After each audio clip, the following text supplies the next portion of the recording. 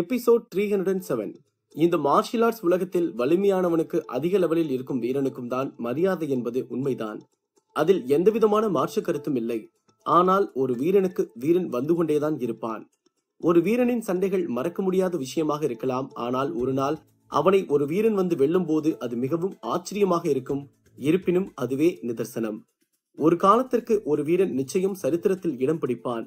இருப்பினும் அவன் நிலைத்து நிற்பதில்லை. அவன் புகழ் மட்டுமே நிரந்தரம். மற்றவையெல்லாம் அடுத்து வரும் வீரன் வரைதான் பேசப்பட்டுக் கொண்டிருப்பான். அப்படி ஒரு சம்பவம் தான் இன்று நடைபெற்றிருக்கிறது. அப்படி அந்த ஊரை கலக்கிக் கொண்டிருந்த வீரன் தான் நன்னன்.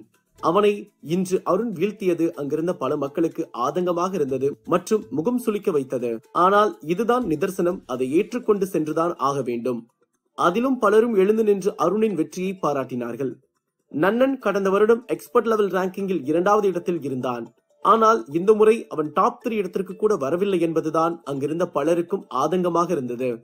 இந்த போட்டியில் இருந்து நாம் 2 விஷயங்களை நன்கு தெரிந்து கொள்ளலாம். அது என்னவென்றால், ஒன்று, இங்கு எதுவும் நிரந்தரமில்லை என்பது. இரண்டாவது, இந்த மதுரா அகாடமி சண்டை போட்டி எவ்வளவு கடினமாக இருக்கிறது என்பதையும் அனைவரும் புரிந்து கொள்ள முடிகிறது. இப்போது இங்கிருந்த மக்கள் கூட்டம் அப்படியே ஆதனுக்கும் அட்டூரியனுக்கும் இடையில் நடந்து கொண்டிருக்கும் சண்டையின் பக்கம் திரும்பியது. அவர்களது தாக்குதல்கள் தொடர்ந்து கொண்டுதான் இருந்தது. ஆதன் தனது தங்க நிறமான டிராகன் ஈட்டியை எடுத்து அது லைட் சக்தியை செலுத்தி அட்டூரியனை தாக்கினான். அந்த சக்தி மிகவும் வேகமாக சென்றது. செல்லும் போது அது டிராகன் உருவம் வந்து மறைந்தது. அதை பார்த்த அட்டூரியன் தனது வாளை எடுத்து நின்றான். அப்போது ஆதனின் ஈட்டியும் அட்டூரியனின் வாளும் ஒன்றுக்கொன்று மோதிக்கொண்டது. அப்போது அட்டூரியனின் அந்த சக்தியை தடுத்து நிறுத்தி நின்றான். அந்த சக்தி அட்டூரியனை 2-3 அடி பின்னால் செல்ல வைத்தது. அப்போது அட்டூரியனுக்கு கோபம் எல்லை மீறியது. அப்போது அட்டூரியன் ஆதனை பார்த்து, இந்த சண்டை முடிக்கிறதுக்கான நேரம் வந்துருச்சு ஆதன் என்று கூறினான். ஆதனை அட்டூரியன் குறைத்து மதிப்பிட்டதால் அவன் உடம்பில் சிறு காயங்கள் ஏற்பட்டது. அதையெல்லாம் மனதில் வைத்துக் கொண்டு ஆதனை கொன்றே ஆக வேண்டும் என்று கோபத்துடனும் வெறியுடனும் இருந்தான். இந்த சண்டை நீண்டு கொண்டே சென்றதால் அட்டூரியன் இதற்கு ஒரு முடிவு கட்டலாம் என்று எண்ணிக்கொண்டிருந்தான். அவன் நமது முழு சக்தியையும் பயன்படுத்தி ஆதனை கொல்லலாம் என்று எண்ணிக்கொண்டிருந்தான். அப்போது அட்டூரியன் உடம்பிலிருந்து ஒரு சக்தி ஆற்றல் மிகவும் பிரகாசமாக மின்னியது. அதை பார்த்த ஆதன் கண்கள் கூசியது. அவன் தாக்குவதை நிறுத்திவிட்டு 2 அடி பின்னால் சென்று நின்றான். அங்குதான் அனைவருக்கும் பேரதிர்ச்சி காத்துக் கொண்டிருந்தது. அது என்னவென்றால், அட்டூரியனுக்கு பின்னால் இருந்து ஒரு மிகப்பெரிய உருவம் வந்தது. அதை பார்த்து அங்கிருந்த மக்களும் மாஸ்டர்களும் திகைத்து போய் அந்த உருவத்தை பார்த்து கொண்டிருந்தார்கள். அதுதான் அட்டூரியனின் டிராகன் முகம் கொண்ட சிங்க ஸ்பிரிட் ஆகும். அந்த ஸ்பிரிட் உடம்பை சுற்றி தங்க நிறமாக மின்னியது. அப்போது அங்கிருந்த ஒரு எக்ஸ்பர்ட் அதை பார்த்து விட்டு, அட்டூரியன் ஆதனை ஜெயிச்சே ஆகணும்னு அவனோட டிராகன் முகம் வச்சிருக்க சிங்க ஸ்பிரிட்ட சண்டை போடுறது கொண்டு வந்துட்டான். இதுக்கப்புறம் சண்டை இன்னும் உக்கிரமாக போகுது என்று கூறினான். மறுபக்கம் அங்கிருந்த மக்கள், அட்டூரியன் எந்த ஸ்பிரிட்ட கொண்டு வந்துட்டானா, இனி சண்டை பயங்கரமா இருக்க போகுது. ஏன்னா ஆதன் இதுக்கு மேல என்ன ஈட்டி டெக்னிக் பயன்படுத்தினாலும் இந்த ஒரு ஸ்பிரிட் போதும் அவனை ஜெயிக்கிறதுக்கு என்று கலந்து பேசிக் கொண்டிருந்தார்கள். இப்படி மக்களும் எக்ஸ்பர்ட்களும் பேசிக் கொண்டிருக்க அந்த பெரிய மேடையில் இருந்த தணிகைநாதன், எல்லாரும் அருண் நன்னனை ஜெயிச்ச மாதிரி ஆதம் அட்டூரியனை ஜெயிச்சிருவான்னு நம்பிக்கிட்டு இருக்காங்க. ஆனா அதெல்லாம் நடக்காதுங்கிறது. இந்த ஸ்பிரிட் சக்தி ஒண்ணு போதும். நான் தான் முதல்ல சொன்னேன், நன்னனும் அட்டூரியனும் ஒண்ணு இல்லைன்னு. அதை நிரூபிக்க வேண்டிய நேரம் வந்துருச்சு என்று நினைத்து வஞ்சகமாக சிரித்தார். அட்டூரியனின் அந்த பேட்டில் ஸ்பிரிட் மிகவும் சக்தி வாய்ந்த ஒன்றாகும். அது கிரீன் ரேங்கிங்கில் இருந்தாலும் அதன் சக்தி மிகவும் வலிமை மிக்க ஒன்றாகும். ஏனென்றால் வலிமை வாய்ந்த ஒரு சில ஸ்மார்ட் மிருகங்களில் இந்த மிருகமும் ஒன்றாகும். இதன் சக்தி மற்ற மிருகங்களை விட இரட்டிப்பு சக்தியோடு இருக்கும். அப்போது அட்டூரியன் அந்த ஸ்பிரிட்டின் அட்டாக்கை தனக்குள் உள்வாங்கி ஆதனை நோக்கி தாக்கினான். ஆதன் தனது பட்டாம்பூச்சி படிக்கட்டு சக்தியை பயன்படுத்தி அங்குமிங்கும் தாவி அந்த அட்டாக்கில் இருந்து தப்பித்துக் கொண்டிருந்தான். அப்போது அட்டூரியன் ஆதனை பார்த்து, இப்ப தெரியுதா ஆதன், நீ எந்த லெவல்ல இருக்க, நான் எந்த லெவல்ல இருக்கேன்னு என்று கூறிவிட்டு ஆதனை பார்த்து ஏளனமாக சிரித்தான். அப்போது ஆதன் அங்குமிங்கும் தாவிக் கொண்டிருந்தாலும் தனது தங்க நிறமான டிராகன் ஈட்டி லைட் சக்தியை வைத்து அட்டூரியனை தாக்கிக் கொண்டுதான் இருந்தான். அதை பார்க்கும்போது அட்டூரியனுக்கு கோபம் மேலும் அதிகமானது. இருப்பினும் அதிலிருந்து தப்பித்துக் கொண்டிருக்கும் போது அட்டூரியனுக்கு கடினமாகத்தான் இருந்தது. இருப்பினும் ஆதனுக்கு இருந்த அளவுக்கு கடினம் இல்லை. அங்கு ஆதன் தத்தளித்துக் கொண்டிருப்பதை பார்த்த அங்கிருந்த மக்களும் மாஸ்டர்களும் முடிவு செய்து விட்டார்கள், ஆதன் இந்த போட்டியிலிருந்து நிச்சயமாக வெளியேறப் போகிறான் என்று. அதை பார்த்த பொருள் பயந்து கொண்டிருந்தாள். ஏனென்றால் அட்டூரியனின் சக்தி வலிமை பற்றி பருளுக்கு நன்றாக தெரியும். அதிலும் இந்த டிராகன் முகமும் சிங்க உடம்பும் கொண்ட ஸ்பிரிட் சக்தியும் சேர்ந்து தாக்கும் போது அது ஆதன் மீது பட்டால் அது எவ்வளவு ஆழமான காயங்களை ஏற்படுத்தும் என்று தெரிந்துதான் பயந்து கொண்டிருந்தான். மறுபக்கம் மைதிலியும் பார்த்து பயந்து கொண்டிருந்தாள். ஆதனுக்கு காயம் இல்லாமல் அவன் தோல்வியை ஒப்புக்கொண்டு சென்றுவிட வேண்டும் என்று அவள் நினைத்தாள். அட்டோரியன் திரும்பி மைதிலியை பார்க்கும்போது அவள் சாதாரணமாக இருந்தாள். மீண்டும் அட்டோரியன் ஆதனை நோக்கி தாக்கிக் கொண்டிருக்கும் போது பதறிக்கொண்டும் இருந்தாள். ஆதன் சாதுரியமாக தப்பித்துக் கொண்டிருப்பதை பார்த்த அட்டோரியன், இவன் இவ்வளவு அட்டாக்கையும் எந்த ஒரு பதட்டமும் இல்லாம தப்பிக்கிறான்னா இவனோட நம்பிக்கை தான் காரணமா இருக்கு. அப்போ நம்ம ஏதாவது பேசி இந்த நம்பிக்கையை உடைச்சா அவன் ஈஸியா நம்ம அட்டாக்ல மாட்டிக்குவான் என்று நினைத்தான். அப்போது அட்டோரியன் ஆதனை பார்த்து, ஒரு ஸ்பிரிட் சக்தி எவ்வளவு வலிமையானதுன்னு உனக்கு தெரியாது ஆதன். அது நீ நினைக்கிற மாதிரி சாதாரணமா எல்லாம் சண்டை போட்டு ஜெயிக்க முடியாது. நீ உன் தோல்வியை ஒத்துக்கோ ஆதன். வேணும்னா உனக்கு பாவம் பார்த்து வலிக்காம ஒரே அட்டாக்ல கொண்டுறேன் என்று கூறினான். அதை கேட்ட ஆதன் சத்தமிட்டு சிரித்து விட்டு, டே அட்டோரியன், இந்த தலகணத்துல தாண்டா நீ சாக போற என்று சிரித்துக் கொண்டே கூறினான். என்ன உன்கிட்ட மட்டும் தான் ஸ்பிரிட் இருக்கா? இப்ப பாரு என்று கூறிய அடுத்த நொடி ஆதனுக்கு பின்னால் ஒரு மிகப்பெரிய வெளிச்சம் வந்தது. அதை பார்த்து அங்கிருந்த அட்டோரியன் மட்டுமல்ல, அங்கிருந்த அரங்கமே கண்களை மூடியது. மீண்டும் மக்கள் கண்களை திறக்கும் போது ஆதன் தப்பித்திருப்பான் என்று அங்கிருந்த சிலர் நினைக்கும் போது அவர்களுக்கு அங்கு மிகப்பெரிய அதிர்ச்சி காத்துக் கொண்டிருந்தது. அது என்னவென்றால், ஆதனுக்கு பின்னால் அட்டோரியனின் பேட்டில் ஸ்பிரிட்டை விட 2 மடங்கு பெரிதாக ஒரு தங்க நிறமான டிராகன் நின்று கொண்டிருந்தது. அதை பார்த்து அங்கிருந்த மக்கள் அனைவரும் திகைத்து போனார்கள். ஏனென்றால் அங்கிருந்த மக்கள் நினைத்தது 2 விஷயம்தான். ஒன்று, ஆதன் தப்பித்து ஓடியிருப்பான். மற்றொன்று, அவன் ஏதாவது சின்ன பேட்டில் ஸ்பிரிட்டை எடுத்து அட்டோரியனின் சக்தியை தாக்கு பிடிப்பான் என்றுதான். ஆனால் கண்களை திறந்ததும் அந்த தங்க நிறத்தில் மின்னும் டிராகன் நின்று கொண்டிருப்பதை பார்த்த மக்கள் அதிர்ச்சி அடைந்தார்கள். அத்துடன் தணிகைநாதனின் அதிர்ச்சிக்கு அளவே இல்லை. அவர் உறைந்து போய் அமர்ந்திருந்தார். அவருக்கு பின்னால் இருந்த மாஸ்டர்கள் அனைவரும் அவரவர் இடத்திலிருந்து எழுந்து நின்று ஆதனை ஆச்சரியமாக பார்த்து கொண்டிருந்தார்கள். பாலனும் பருளும் ஆதனை பார்த்து பெருமிதத்துடன் சந்தோஷமாக உணர்ந்து நின்று கொண்டிருந்தார்கள். மறுபக்கம் மைதிலி ஆதனை வாயை திறந்து கொண்டு பார்த்து கொண்டிருந்தாள். அவள் ஆதனுக்கு இப்படி ஒரு பேட்டில் ஸ்பிரிட் இருக்கும் என்று நினைத்து கூட பார்க்கவில்லை. ஆதனுக்கு எதுவும் ஆகக்கூடாது என்று வேண்டிக் கொண்டிருந்த மைதிலி இப்போது அட்டோரியனுக்கு அந்த டிராகனால் எந்த ஒரு பிரச்சனையும் வந்துவிடக் கூடாது என்று பிரார்த்திக்க ஆரம்பித்து விட்டாள். அந்த தங்க நிறமான டிராகன் ஒரு சத்தம் விட்டது. அந்த சத்தம் அங்கிருந்த அரங்கத்தையே ஒரு உலுக்கு உலுக்கியது. ஆதன் சிவப்பு ranking dragon battle spirit awake பண்ணிருக்கானா? இது அவேக்கன் பண்றதே ரொம்ப கஷ்டமான விஷயம். அப்படி இருக்கும்போது ஆதன் இந்த டிராகனை சிவப்பு ரேங்கிங்க்கு கொண்டு வந்திருக்கான்னா இவன் உண்மையாலுமே வேற லெவல் தான் என்று அங்கிருந்த ஒரு எக்ஸ்பர்ட் கூறினான். அது மட்டுமின்றி ஆதன் இந்த மதுரை அகாடமி சண்டை போட்டியில் இப்போதுதான் தனது பேட்டில் ஸ்பிரிட்டை முதலாக வெளியே எடுத்திருக்கிறான். இதற்கு முன்பு நடந்த கடினமான போட்டிகளில் ஆதன் தனது உடல் பலம் மற்றும் சக்தி ஆற்றல் வைத்துதான் சண்டை போட்டுக் கொண்டிருந்தான். அதனாலேயே ஆதனின் பேட்டில் ஸ்பிரிட்டை இப்போது பார்த்த மக்கள் மிகவும் சந்தோஷமாக உணர்ந்தார்கள்.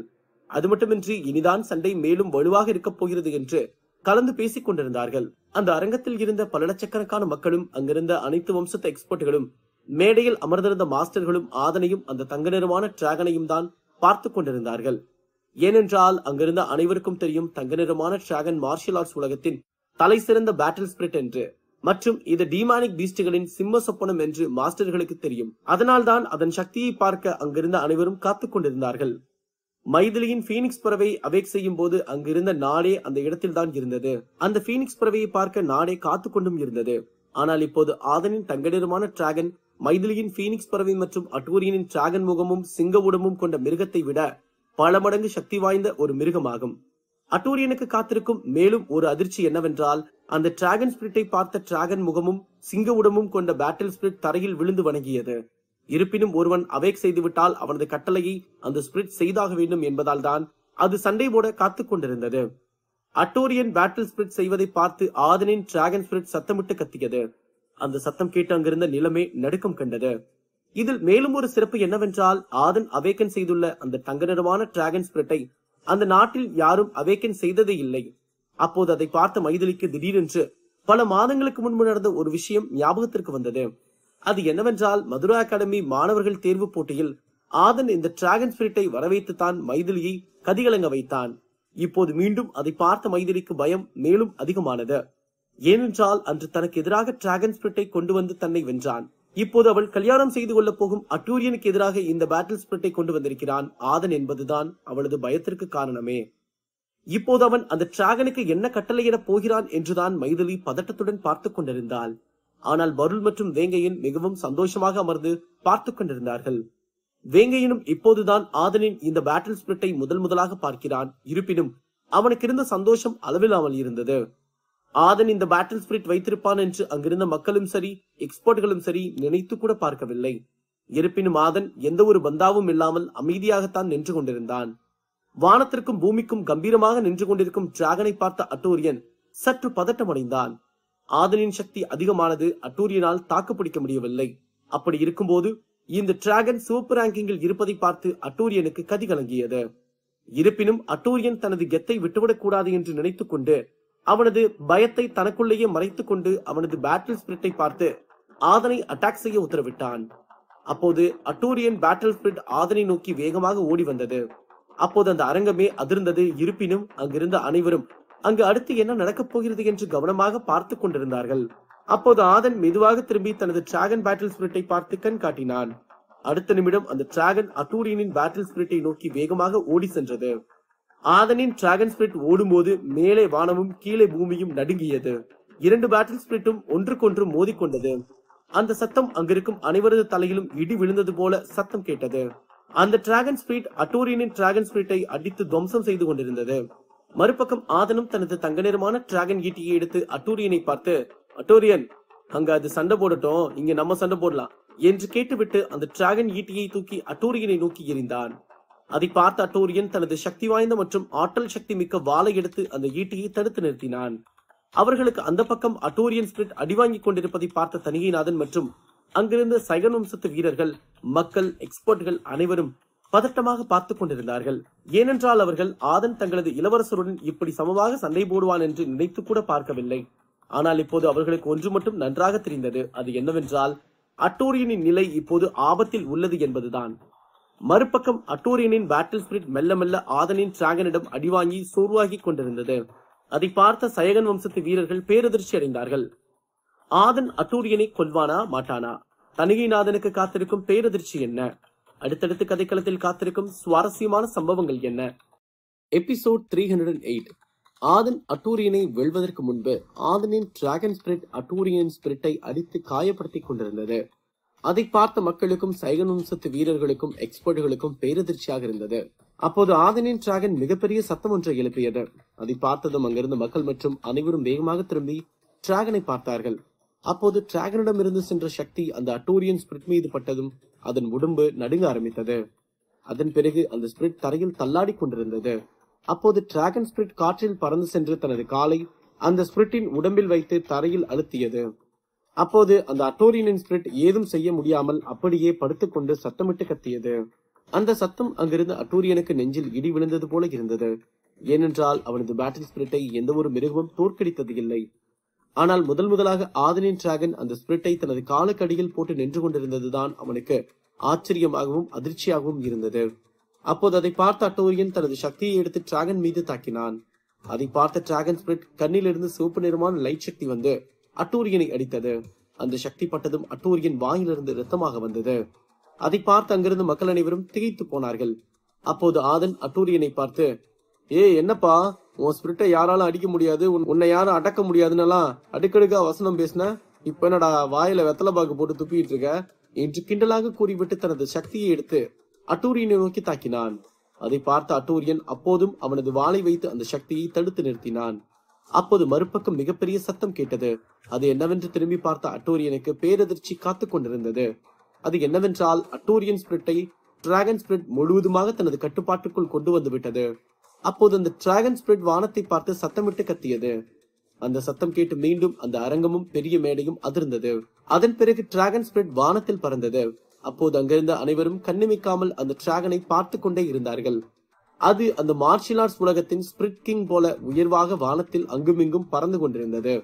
அதை பார்த்த மாஸ்டர்கள் உறைந்து போனார்கள் மற்றும் அட்டூரியன் அந்த டிராகன் அடுத்து நம்மை தாக்கி விடுமோ என்று பயந்து கொண்டே தரையில் நின்று கொண்டிருந்தான்.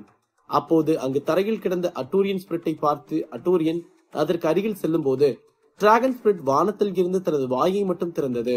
அப்போது அந்த தரையில் கிடந்த அட்டூரியனின் பேட்டில் ஸ்பிரிட் தரையில் இருந்து வானத்தில் பறக்க ஆரம்பித்தது. அது எங்கு செல்கிறது என்று அங்கிருந்த அனைவரும் பார்த்து கொண்டிருந்தார்கள். அப்போது அந்த ஸ்பிரிட்டை டிராகன் ஸ்பிரிட் தனது வாயில் போட்டு விழுங்கியது. அதை பார்த்த அட்டூரியனுக்கு பதட்டம் அதிகமானது. ஏனென்றால் அட்டூரியனின் சக்தி அந்த பேட்டில் ஸ்பிரிட் சக்தியில் பாதி இருந்தது. இப்போது அந்த பேட்டில் ஸ்பிரிட் டிராகன் ஸ்பிரிட்டால் விழுங்கப்பட்டதால் அட்டூரியன் பலம் இழந்தது போல உணர்ந்தான். அது மட்டுமின்றி அட்டூரியன் உடம்பில் சில காயங்களும் ஏற்பட்டது. இப்போது ஆதனின் அட்டாக்கை தாங்கக்கூட வல்லமை அட்டூரியனுக்கு இல்லை என்பதுதான் உண்மை. அதை புரிந்து கொண்ட ஆதன் தனது சக்தியை எடுத்து அட்டூரியனை நோக்கி தாக்கினான். அந்த சக்தி வந்து பட்டதும் அட்டூரியன் வாயிலிருந்து ரத்தமாக வந்தது. அது மட்டுமின்றி அவன் பல அடி தூரம் பறந்து சென்று விழுந்தான். அப்போது திடீரென்று ஆதன் தன் பட்டாம்பூச்சி படிக்கட்டு சக்தியை பயன்படுத்தி அட்டூரியனுக்கு முன்னால் வந்து நின்றான். அதன் பிறகு அட்டூரியனை முறைத்து பார்த்து கொண்டிருந்தான். அங்கு ஆதன் அட்டூரியனுக்கு எதிரில் சிங்கம் போல நின்று கொண்டிருப்பதை பார்த்து அங்கிருந்த மக்கள், எக்ஸ்பர்ட்கள், மாஸ்டர்கள் மற்றும் முக்கியமாக தனிகைநாதனுக்கு அதிர்ச்சியாக இருந்தது. ஏனென்றால் கடந்த வருடம் 3வது எக்ஸ்பர்ட் ரேங்கிங்கில் இருந்த ஒரு வீரன் இன்று ஒரு டாப் 10 இடத்தில் இல்லாத ஆதனிடம் தோல்வியடைந்து விட்டான் என்பது அங்கிருந்த மக்களால் ஏற்றுக்கொள்ள முடியாத ஒரு விஷயமாக இருந்தது. அதுவும் அந்த வீரன் 3வது எக்ஸ்பர்ட் லெவல் சக்தியில் இருக்கிறான் என்பதுதான் அங்கிருந்த மக்களின் அதிர்ச்சியே. அங்கு நடப்பதை பார்த்த மைதிலிக்கு பேரதிர்ச்சியாக இருந்தது. இந்த ஆதன் இறந்து போயிட்டான்னு நினைச்சிட்டு இருந்த நம்மளையே நம்ம அட்டூரியன் ஆதன் கையால இறந்து போயிடக்கூடாதுன்னு இந்த ஆதன் நினைக்க வச்சுட்டானே. கடவுளே, ஆதன் வேற இவ்வளவு கோபமா அட்டூரியனை பார்த்துட்டு போறான், என்ன பண்ண போறானோ என்று நினைத்து பதட்டத்துடன் நின்று கொண்டிருந்தாள் மைதிலி. ஆதன் நீ என்ன பண்ண போற? எதுக்கு இப்படி என்ன பார்த்துட்டே நடந்து வந்துட்டு இருக்க என்று பயத்துடன் கேட்டான் அட்டூரியன். இந்த சண்டைக்கு முன்பு வரை ஆதனை எளிதாக வென்றுவிடலாம் என்பது போல திமிராக இருந்த அட்டூரியன் இன்று ஆதனிடம் தோல்வியடைந்து பயத்தில் தரையில் விழுந்து கிடப்பதெல்லாம் யாருமே எதிர்பார்க்காத ஒரு விஷயமாகும். இந்த சண்டை ஆரம்பிக்கும் போது நீ என்ன சொன்ன? என்னை கொன்னுட்டுதான் இந்த சண்டை போடுற மேடையை விட்டு போவேன்னு சொன்னேல, அப்ப அதுக்கான பரிசை நான் உனக்கு கொடுக்கணும்ல, அதுதானே சரியா இருக்கும் என்று கோபத்துடன் கேட்டான் ஆதன். அப்போது ஆதனின் கையில் மின்னல் ஈட்டி வந்தது. அதை பார்த்த அட்டூரியனுக்கு பயம் மேலும் மேலும் அதிகமாகிக் கொண்டே இருந்தது. அப்போது அந்த பெரிய மேடையில் இருந்த தனிகைநாதன் அவரது இடத்திலிருந்து எழுந்து ஆதனை பார்த்து, போதும் ஆதன், நீதான் ஜெயிச்சிட்டேல, அட்டூரியனை எதுவும் செய்யாம விட்டுரு என்று உத்தரவிடும் பாணியில் சத்தமிட்டு கத்தினார். எப்படியா உங்க சைகன் வம்சத்து ஆளுங்கெல்லாம் என்ன கொல்லணும்னு வெறியோட சுத்திட்டு இருப்பீங்க, ஆனா நான் மட்டும் உங்க ஆளுங்களை கொல்லக்கூடாதுன்னு சொன்னா இது என்னங்க நியாயம் என்று கேட்டான் ஆதன். அதை கேட்டு அங்கிருந்த பெரும்பாலான மக்கள் ஆதன் சொல்வதுதான் நியாயம் என்று எண்ணினார்கள். ஏனென்றால் இப்போது ஆதனுக்கு பதிலாக அட்டூரியன் வென்றிருந்தால் ஆதனை கொல்லாமல் விட்டிருப்பான் என்பதற்கு வாய்ப்பே இல்லை. அப்படி இருக்கும்போது தனிகைநாதன் தனது இடத்திலிருந்து எழுந்து இப்படி உத்தரவிட்டது என்பது மிகவும் தவறான விஷயமாக அங்கிருந்த மற்ற வம்சத்து எக்ஸ்பர்ட்களை எண்ணினார்கள். அத்துடன் அங்கிருந்த மக்கள் ஆதனின் பதிலுக்கு தனிகைநாதன் என்ன சொல்ல போகிறார் என்று கவனமாக பார்த்து கொண்டிருந்தார்கள். அப்போது தனிகைநாதன், ஆதன், நீ மட்டும் அட்டூரியனை கொன்னா எங்க சைகன் வம்சம் உன்னை உயிரோட விட்டுருன்னு நினைக்கிறியா? நீ இந்த மைதானத்தை விட்டு கூட வெளியே போக முடியாது, தெரியும்ல என்று மிரட்டினார். அதை கேட்டு அங்கிருந்த மாஸ்டர்களை திகைத்து போனார்கள். தனிகைநாதன் இத்தனை லட்சம் பேருக்கு முன்னால் தனது வம்சத்தின் பெயரை சொல்லி ஒரு வீரனை மிரட்டுவது என்பது தவறான ஒன்றாக நினைத்தார்கள். தனிகைநாதன் ஆதனை மிரட்டினாலும் அவருக்கு சற்று பயம் இருந்தது. ஒருவேளை ஆதன் அட்டூரியனை கொன்றுவிட்டால் அது சைகன் வம்சத்திற்கு மிகப்பெரிய இழப்பை உண்டு பண்ணும் என்றும் ஆதனின் புகழ் மென்மேலும் அதிகமாகும் என்றும் விரக்தியில் இருந்தார். அடேங்கப்பா, என்னையா நீங்க என்ன மிரட்டுற மாதிரி இருக்கு என்று நக்கலாக கேட்டான் ஆதன். அது கேட்டு அங்கிருந்த அனைவரும் ஆதன் தனிகைநாதனிடம் திமிராக பேசுகிறான் என்று முகம் சுளித்துக் கொண்டு பார்த்து கொண்டிருந்தார்கள். தனிகைநாதன் உத்தரவை மீற வேண்டும் என்று ஆதன் நினைக்கவில்லை. இருப்பினும் அவனுக்கு சைகன் வம்சம் செய்த கொடுமைகளை நினைத்து பார்க்கும் போது சைகன் வம்சத்து வீரர்களையும் அட்டூரியனையும் மன்னித்து விடுவதற்கு ஆதனுக்கு எந்த ஒரு விஷயமும் தோணவில்லை. ஆதனை யார் எதிர்த்தாலும் அவர்களுக்கு சரியான பாடத்தை புகட்ட வேண்டும் என்பது மட்டும்தான் ஆதனின் ஒரே நோக்கமாக இருந்தது. அடுத்த நிமிடம் ஆதன் ஈட்டியில் லைட் சக்தியை பிரகாசமாக மின்னுவதற்கு ஆரம்பித்தது. அதை பார்த்த தனிகைநாதன் ஏதும் பேசாமல் நின்று கொண்டிருந்தார். ஆதன் சரியான பதிலடி கொடுத்துள்ளான் என்று அங்கிருந்த மாஸ்டர்கள் எண்ணிக்கொண்டிருந்தார்கள். அப்போது ஒரு திசையில் இருந்து ஒரு குரல் வந்தது. ஆதன், எனக்காக அட்டூரியனை எதுவும் பண்ணாம விற்று என்று கேட்டது. அதை கேட்டதும் ஆதன் வேகமாக திரும்பி அந்த திசையை நோக்கி பார்த்தான். அது வேறு யாரும் இல்லை, மைதிலிதான். அவள் முகம் மிகவும் பயத்தில் இருந்தது. அவள் மிகவும் சோகமாக நின்று கொண்டிருந்தாள். மைதிலி மேடம், நீங்க எப்போ நான் வேணா இன்னொருத்தன் வேணும்னு என்ன உதறி தள்ளிட்டு போனீங்களோ அப்பவே உங்களுக்கும் எனக்கு இருக்க உறவு முறிஞ்சிருச்சு, சரிங்களா? இப்ப தேவையில்லாம உள்ள பூந்து நாட்டாம பண்ணணும்னு நினைச்சா நான் கருத்து விட்டுருவேன். உனக்கு என்ன உரிமை இருக்கு என்கிட்ட இப்படி எல்லாம் கேட்கறதுக்கு என்று கோபத்துடன் கேட்டான் ஆதன். பல மாதங்களுக்கு முன்பு ஆதனுக்கும் மைதிலிக்கும் கல்யாணம் நடக்கவிருந்தது. இருப்பினும் மைதிலியின் குடும்பத்திற்கு இதில் சற்றும் விருப்பம் இல்லாமல் தான் இருந்தது. அப்படி இருந்தும் ஆதன் மைதிலியின் மீது உயிரை வைத்திருந்தான். அவள் அந்த பீனிக்ஸ் பறவை அவேக் செய்யும் போது அந்த சக்தி ஆற்றலை தாங்க முடியாமல் திணறிக் கொண்டிருந்தாள். மேலும் சற்று நேரம் விட்டிருந்தால் அவள் மரணித்திருப்பதற்கு கூட வாய்ப்பிருக்கிறது. அந்த கொடூரமான நேரத்தில் மைதிலியின் குடும்பத்தை சேர்ந்த யாரும் அவளுக்கு அருகில் சென்று அவளை காப்பாற்ற நினைக்கவில்லை. ஆனால் ஆதன் சற்றும் யோசிக்காமல் பறந்து சென்று அந்த சக்தியை அவன் உடம்பில் வாங்கினான். அதனால் ஆதனின் உடம்பில் ஆழமான காயங்கள் ஏற்பட்டது. அதன் பிறகுதான் மைதிலி அவளது பீனிக்ஸ் பறவையை அவேக்கன் செய்தாள். அப்போது ஆதன் மைதிலியின் உயிரை காப்பாற்றி விட்டான் என்பதால் ஆதனுக்கும் மைதிலிக்குமான கல்யாண திட்டம் தொடர்ந்தது. அப்போதும் ஆதன் தனது குடும்பத்தை சூழ்ச்சியால் வென்றது யார் என்று தெரிந்து கொள்ளத்தான் முற்பட்டு கொண்டிருந்தான். ஆதன் மைதிலியை தனது கண்ணுக்குள் வைத்து பார்த்து கொண்டிருந்தான். அப்போதுதான் சைகன் வம்சத்து வீரன் அட்டோரியன் மைதிலியின் தந்தையின் கண்ணுக்கு பட்டான்.